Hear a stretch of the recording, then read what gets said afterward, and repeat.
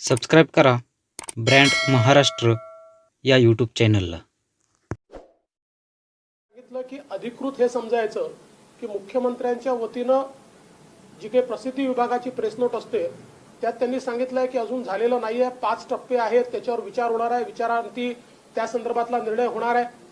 त्यामुळे हे जे कन्फ्युजन आहे मुळात काय असतं की आता लोक पहिला लॉकडाऊन झाला, दुसरा लॉकडाऊन झाला आणि त्यामुळे खूप मोठ्या प्रमाणात लोकांमध्ये संभ्रमही आहे, उत्कंठाही आहे, निराशाही आहे आणि अशात काल अक्षरशः लोकांना असं वाटलं की आता झालं बाबा, किमान जे छोटे दुकानदार आहेत किंवा मध्यम रिटेलर्स आहेत ज्यांची अवस्था अत्यंत वाईट आहे, जे नॉन एसेन्शियल मध्ये येतात, त्यांना असं वाटलं की चला आता हे सगळे निर्बंध आपले संपतील।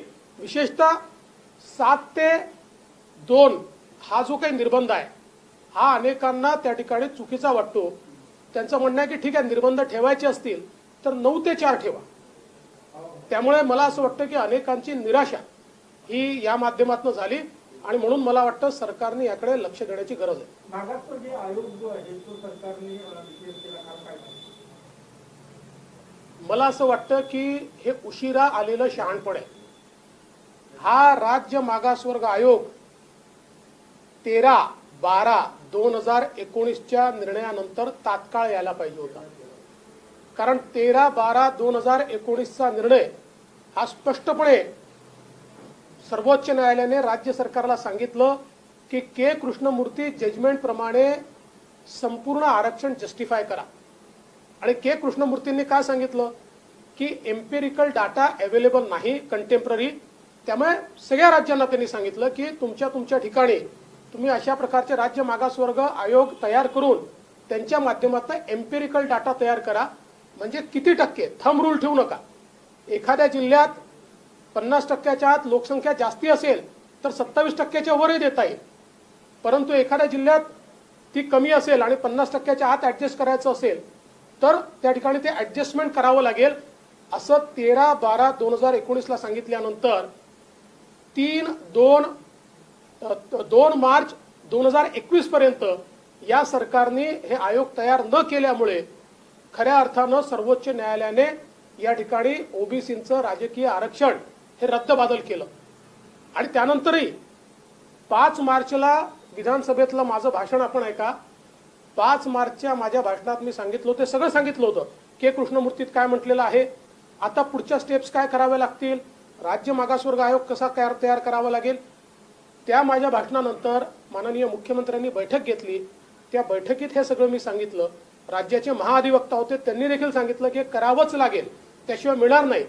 पण तो दिवस आहे आणि कालचा दिवस आहे, इतके दिवस आपण घालवले आणि त्यातनं एक प्रकारे हे तर आता दुर्दैव सुदैव काही म्हणा, पण कोरोनामुळे निवडणुका पुढे गेल्या, अन्यथा आत्ताच्या निवडणुकांमध्ये कुठल्याही स्थानिक प्राधिकरणात ओबीसी करता एकही जागा महाराष्ट्रात राहिली नसती।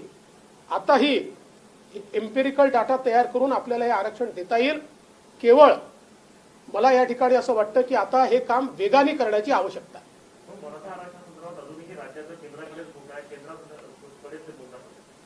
राज्य सरकारला मराठा समाजाला आरक्षण द्यायचंच नाहीये आणि त्यामुळे वेगवेगळे बहाणे ते सांगतात। ज्याला काम करायचं असतं तो बहाणे सांगत नाही, कारण या संदर्भातली कायदेशीर पोझिशन ही वारंवार समोर आलेली आहे।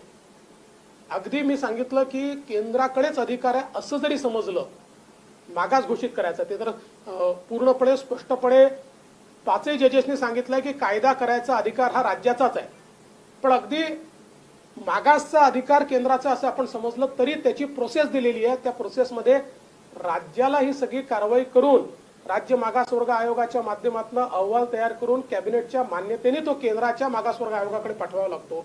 हे मात्र हे सरकार करत नाहीये, कारण यांना एक प्रिन्सिपल पक्क माहिती आहे। या सरकारचं एक प्रिन्सिपल पक्का आहे, when you cannot convince people you confuse them. जेव्हा लोकांना कन्व्हिन्स करता येत नाही त्यावेळेस गोंधळाचं वातावरण तयार करा, रोज खोटं बोला, शेवटी लोकांना असं वाटतं की खोटं बोलणारा जो आहे तोच खरा सांगतोय। याच पद्धतीनं हे सरकार आणि याचे मंत्री चालत आहेत। पत्रकार परिषद म्हटल्यानंतर विजय वडेट्टीवार म्हणाले की मी असं काही म्हटलं नाही, हे सगळं प्रसार माध्यमांनी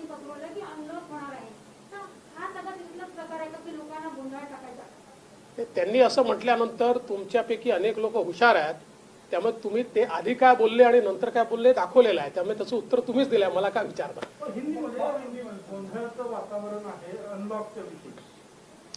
देखिए, अनलॉक के संदर्भ में जिस प्रकार से मंत्री महोदय ने स्टेटमेंट कर दिया, उससे लोगों में बड़ी खुशी की लहर आ गई कि चलिए अनलॉक हो गया. और शाम को सीएम ऑफिस ने कहा कि अनलॉक नहीं हुआ है, अभी 5 स्टेप्स में अनलॉकिंग हम कंसीडर कर रहे हैं. मुझे ऐसा लगता है कि ये सरकार ऐसी है जिसमें एक सीएम है और कई सुपर सीएम है. सीएम साहब बोलने से पहले सारे सुपर सीएम बोल देते हैं, एक ही विषय पर 4-4 लोग बोलते हैं. बोलने की मनाही किसी को नहीं है, लेकिन मेजर पॉलिसी डिसीजंस के ऊपर कम से कम या तो सीएम साहब बोले, सीएमओ बोले, या फिर वो जिनको चयनित करे ऐसे कोई व्यक्ति इसके ऊपर बोले, तो मैं ऐसा मानता हूं कि उससे लोगों के बीच कंफ्यूजन पैदा नहीं होगा. ये पूरा का पूरा कंफ्यूजन सरकार के कारण तैयार हुआ है. लास्ट हिंदी में एक सवाल है, कोरोना डेट के बारे में मुंबई हो पूरा हो नागपुर अफरा तफरी है, आंकड़े छुपाए जा रहे हैं. देखिए, कोरोना डेथ्स के बारे में मैंने बारंबार पत्र लिखकर किस प्रकार की जगलरी हो रही है ये बताया है. और विशेष रूप से मुंबई में 40% डेथ्स, 40% डेथ्स, ये कोरोना डेथ्स होने के बावजूद death due to other reasons बताइए. देश में आप देख लीजिए, deaths due to other reasons ये कहीं पर भी 1% से जाना नहीं, 0.7%, 0.8%, पर मुंबई में वो 40% दिखाई है. और ऐसा ही महाराष्ट्र में विशेष रूप से ग्रामीण अंचलों में ये डेथ्स रजिस्टर नहीं की गई, कई लोगों की टेस्टिंग नहीं की गई.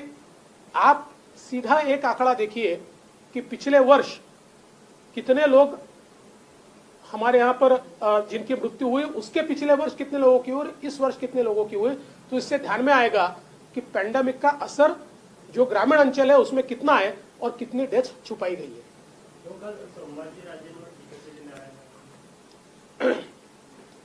मला असं वाटतं की संभाजीराजेंवर टीका करण्याचं कुठलंही कारण नाहीये. संभाजीराजेंनी सातत्याने मराठा समाजाच्या आरक्षणाच्या बाजूची भूमिका मांडली आहे आणि ते दुसरी भूमिका ही मांडतायत की सगळ्यांनी एकत्रित यावं, सगळ्यांनी एकत्रित यावं. ही भूमिका काही चुकीची नाहीये, ही बरोबर भूमिका आहे.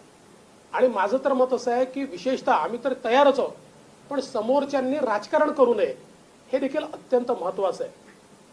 मला असं वाटतं की जाणीवपूर्वक संभाजीराजेंना मिसकोट करणं किंवा कुठेतरी त्यांच्याबद्दल वेगवेगळ्या गोष्टी पसरवण्याचा प्रयत्न या ठिकाणी चाललेला आहे.